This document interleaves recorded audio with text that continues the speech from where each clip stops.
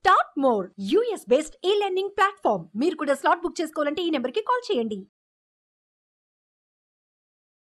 Hi everyone, ఈరోజు మన topic gold అండి. ఎందుకంటే గోల్డ్ మనకి న్యూ ఆల్ టైమ్ హైని రీచ్ అయిందండి. ఆల్మోస్ట్ 66,000 వరకు మనకి 24 క్యారెట్ మనకి కనిపిస్తూ ఉంటే, అండ్ సిల్వర్ కూడా 75,500 వరకు రీచ్ అయిందండి. సో సడన్లీ ఏంటి గోల్డ్లో లాస్ట్ ఫ్యూ వీక్స్ నుంచి ఈ విధంగా మనం 62,000 నుంచి మనం చూసాము. సో 62,000 నుంచి మనకి ఇప్పుడు ఆల్మోస్ట్ 24 క్యారెట్ మనకి 66,000 వరకు వెళ్ళింది. So suddenly why this all time high ఎందుకు రీచ్ అవుతుంది? సో ఇంకా గోల్డ్ ఇంకా పెరుగుతుందా?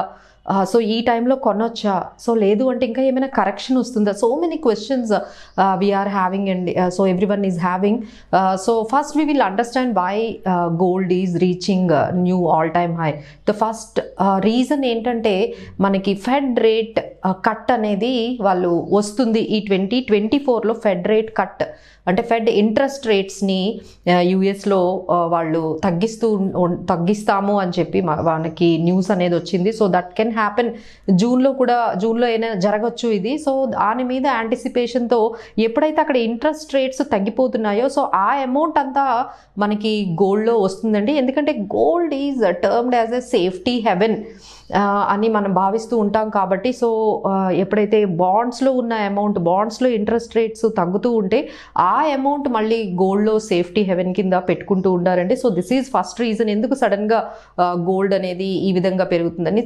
సెకండ్ వన్ ఏంటంటే ఇంకా జియో పొలిటికల్ టెన్షన్స్ అయితే ఇంకా కంటిన్యూ అవుతూనే ఉన్నాయండి. World is going through very rough and tough, passing through very troublesome సిచ్యువేషన్స్లోనే ఇంకా ఉంది. ఇంకా మనకి జియో పొలిటికల్ టెన్షన్స్ అయితే కంటిన్యూ అవుతున్నాయి. So that could be the another reason. And ఇంకొకటి ఏంటంటే సెంట్రల్ బ్యాంక్స్ గోల్డ్ని ఎక్కువగా బై చేస్తున్నారండి. సో దానివల్ల కూడా గోల్డ్ డిమాండ్ పెరుగుతుంది. అండ్ ఫిజికల్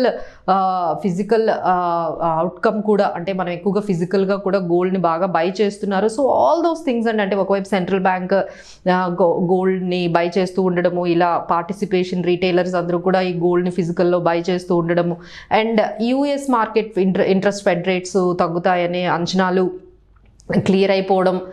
అండ్ ఇంకోటి ఏంటంటే యూఎస్లో ఎప్పుడైతే ఈ పోర్ట్ఫోలియోని వాళ్ళ రిస్క్స్ని హెడ్జ్ చేసుకోవడానికి కూడా గోల్డ్లో ఇన్వెస్ట్ చేస్తూ ఉంటారండి. So gold will be held as a hedge against the risks.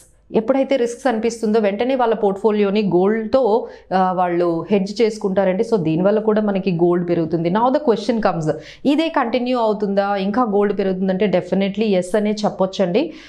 ఎందుకు అంటే మనకి ఈ విధంగా అంటే ఈ స్టడీగా పెరుగుతుందండి గోల్డ్ అనేది. అంటే ఇప్పుడు మీకు మేబీ ఒక్కసారిగా ఇంత పెరిగింది కాబట్టి మీకు ఏమైనా కొంచెం కరెక్షన్ అనేది రీసెంట్గా రావచ్చు. But again it will hold back the same prices. మళ్ళీ అది ర్యాలీ అనేది స్టడీగా మనకి కనిపిస్తూ ఉంది. మనం 5 ఇయర్స్లోనే గోల్డ్ అనేది మనం డబల్ అవ్వడం చూసామండి. So there is a huge potential మనకి ఉంది. బట్ ఎంత ఉండాలి? మనం ఎప్పుడూ చెప్పుకునేదండి గోల్డ్లో మనకి ఎప్పుడు 8%, 7% ఈ విధంగానే మనకి రిటర్న్స్ వస్తూ ఉంటాయి. కాబట్టి ఆన్ అన్ యావరేజ్లో మన పోర్ట్ఫోలియోలో 12-15% వరకు ఉంటే మంచిదని మనం అందరం చెప్తున్నాము. But now the question comes, ఎలా బై చేయాలి? సో ఫిజికల్గా మీరు బై చేయాలనుకుంటే తప్పకుండా మీరు కాయిన్స్, గోల్డ్ కాయిన్స్ కానీ గోల్డ్ బార్స్ కానీ బై చేయండి. మీకు ఏదైనా ఇన్వెస్ట్మెంట్ కోసం కానీ ఫ్యూచర్లో మీ కన్జంప్షన్ ఉంది అంటే గోల్డ్ కాయిన్స్ బార్స్లో మీరు చేసుకోండి. ఎందుకంటే ఆర్నమెంట్లో మీరు చేసుకున్నారంటే that will keep changing the designs. ఇవన్నీ చేంజ్ చేయడం వల్ల మీరు చాలా నష్టపోతున్నారు. సో ఫ్యూచర్ కన్జంప్షన్ ఉందంటే డెఫినెట్లీ మీరు gold coins and gold bar మీరు ఫిజికల్గా వెళ్ళిపోదాము, నాకు ఫిజికల్ గోల్డే నాకు హోల్డ్ చేయాలని అనిపిస్తుంది అంటే గోల్డ్ కాయిన్స్ కొనుక్కోండి, గోల్డ్ బార్స్ అనేవి కొనుక్కోండి. అండ్ వన్ మోర్ థింగ్, ఈ మధ్య కాలంలో మాకు వచ్చిన న్యూస్ ఏంటంటే ఏవైతే బ్యాంక్ లాకర్స్ ఉన్నాయో అవి కూడా చాలా షార్టేజ్ అనేది మేము విన్నామండి. సో మేబీ మనకి ఫ్యూచర్లో బ్యాంక్ లాకర్స్ మనకి తగినట్టుగా దొరకకపోవచ్చు. సో ఒక్కసారి ఆలోచించండి, ఈ ఫిజికల్ గోల్డ్ కొని లాకర్స్ దొరక్క మన ఇంట్లో కూడా అంత సేఫ్టీగా లేకుండా మనం ఎక్కడ లాంగ్ టర్మ్ కోసం మీరు బై చేస్తున్నప్పుడు అయితే అలా దాన్ని ఎలా స్టోర్ చేస్తారో అనేది కూడా ఒక పెద్ద క్వశ్చన్ అండి. ఎందుకంటే గోల్డ్ ఈ విధంగా ఇంత కాస్ట్లీ, ఇంత వాల్యుబుల్ అయింది కాబట్టి దాని సేఫ్టీ కూడా మనకి ఎక్కువగానే కన్సర్న్గా ఉంటుంది. ఇది ఒక్కసారి ఆలోచించండి. ఆలోచించండి.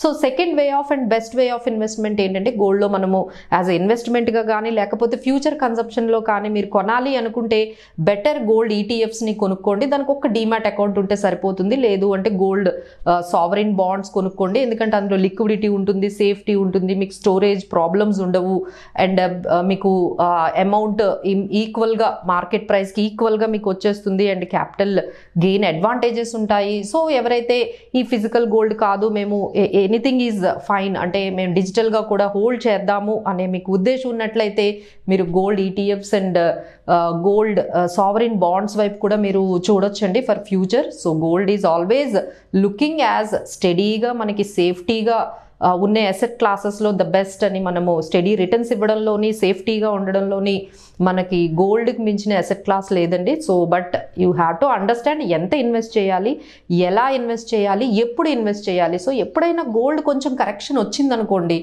ఒక 3-4% కానీ ఒక 5% కరెక్షన్ వస్తే అప్పుడు కొంటూ ఉండండి. That is a good hedge towards these fluctuations. So definitely మీకు రీసెంట్గా ఇప్పుడు తొందరలో అయితే మీకు ఏదైనా కొంచెం కరెక్షన్ అయితే మీకు గోల్డ్లో కొంచెం కనిపించవచ్చు. ఇలా కరెక్షన్స్ వచ్చినప్పుడల్లా కొంచెం వెళ్ళి మీరు గోల్డ్ని బై చేసుకున్నట్లయితే మీకు యావరేజ్గా మీకు మంచి ప్రైస్కి గోల్డ్ అనేది వస్తుందండి. బట్ లాంగ్ టర్మ్లో there is a good movement you can see in the gold, but steady returns అనేవి ఉంటాయండి. Thank you so much.